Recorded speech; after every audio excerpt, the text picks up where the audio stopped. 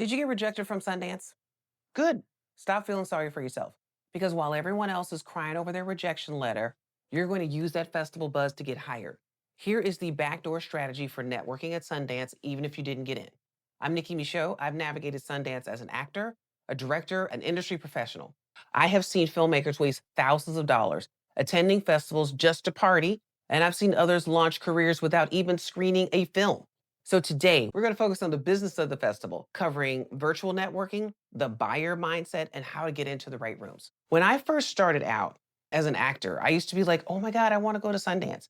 And most of that was because I went to school with someone very famous daughter who was very connected with Sundance. And so I knew about Sundance very early. And I remember being in college thinking, that's where I want to be. And I remember asking her about it. And she says, oh, well, Sundance is really just for directors. And I was like, oh, well, I'm just an actor. I couldn't go. And so it just felt like something I couldn't do. And then even years later, when I was working in the business, I'm working as an actor, and I would talk to actors who were at a higher level than me. And they would say, are you going to Sundance? Because I'd be so excited about it.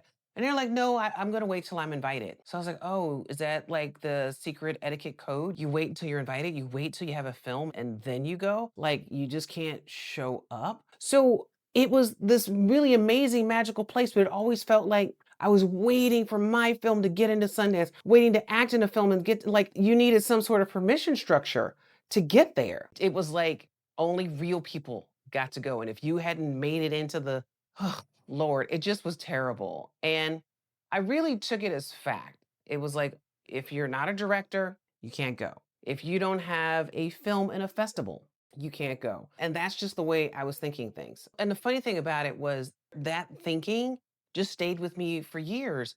And I worked so hard trying to get into a Sundance film, trying every angle. I mean, there's the reason why I auditioned for student films was maybe I was going to look up on a Ryan Coogler, but I got a Ryan Prowse. So, years later, I was finally like, you know what? Forget it. I'm going anyway. I had decided I found some money. I was even going to go with some friends. We're all going to go to Sundance together. Everyone flaked. Everyone flaked. And I know why they flaked. They flaked because it was that little thinking that says you have to be picked to go.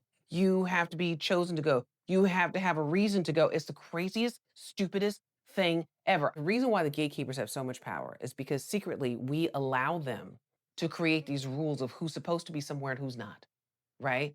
And that's the thing that frustrates me because, so let me get back to Sundance. I'm sorry, I love to ramble. I'm going to go back. So, Sundance, I go. I'm supposed to go with a whole group of friends.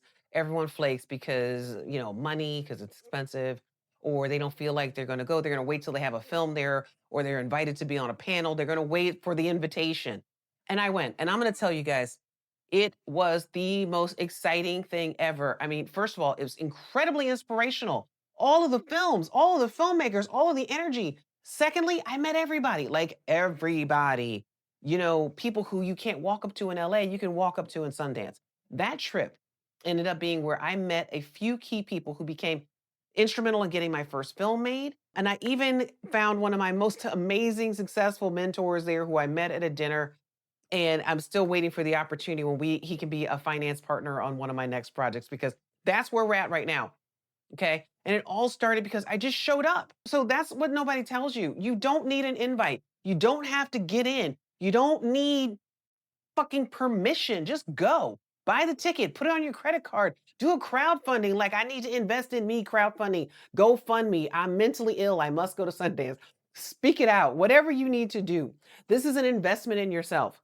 So whether it's Sundance, Tribeca, TIFF, Venice, Cannes, guys, whatever you need to do to get in that room, do it. Because there are so many benefits to going. The energy, the access, the people, the inspiration. Sundance opened doors for me long before I ever had a film there. And that's the point. Sometimes you can't wait to be chosen. You just have to show up. So I know it's scary and maybe you won't get any support from any of your friends to do this crazy thing that Nikki Michaud said on the internet. But if I could go back and do it again, I would have been going to Sundance every single year of my career, period, full stop.